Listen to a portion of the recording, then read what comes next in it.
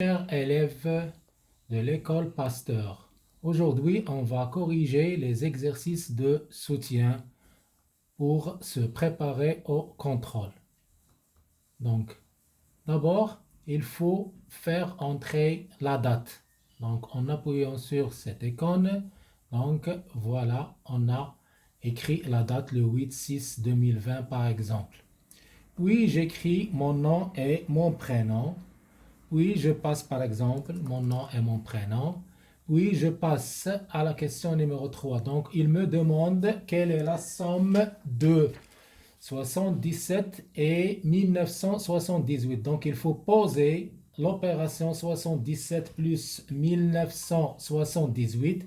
Donc on a trouvé 2055. Je mets le point ici à 2055. Puis je passe à la question numéro 4. Quel est le produit de 756 et 78? Ça veut dire je dois faire l'opération 756 fois ou bien multiplier par 78. Donc ça me donne 58 968. Donc c'est la bonne réponse. Pour la question suivante, choisir la bonne réponse. Donc on a le choix entre l'angle aigu est un angle qui mesure 90 degrés. Et on a l'angle aigu est un angle qui mesure moins de 90 degrés. Donc la bonne réponse c'est l'angle aigu mesure moins de 90 degrés. Et l'angle qui mesure 90 degrés c'est l'angle droit. Pour l'exercice numéro 6, on me demande de trouver combien égale 3 kg 15 hectogrammes 125. On va convertir en grammes par exemple. On va convertir en grammes. Donc ça me donne 4600.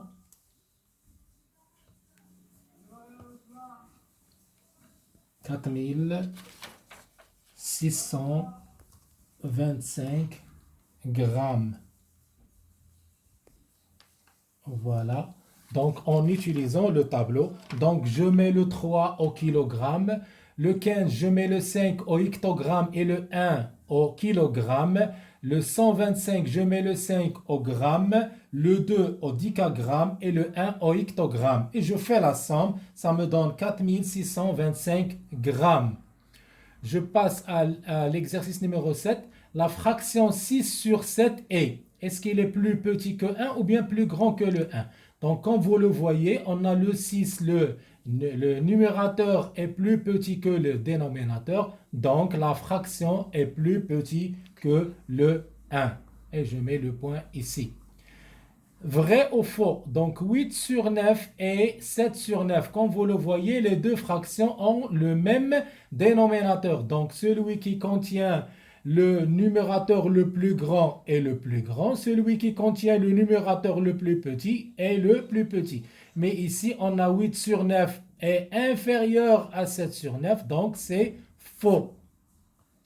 Et on passe au rangement des nombres suivants. Comme vous le voyez, il y a des nombres ici qui sont plus grands que le 1, qui ont un numérateur plus grand que le dénominateur, comme le 7 sur 5, le 6 sur 5 et le 13 sur 5. Et on a des fractions qui sont plus petits que le 1, comme le 8 sur 9 et le 7 sur 9. Et on a des fractions qui sont égales à 1, ça veut dire ils ont le numérateur et le dénominateur. Donc, si je veux les ranger de plus petit au plus grand, je cherche les fractions qui sont plus petits que 1 et je les range.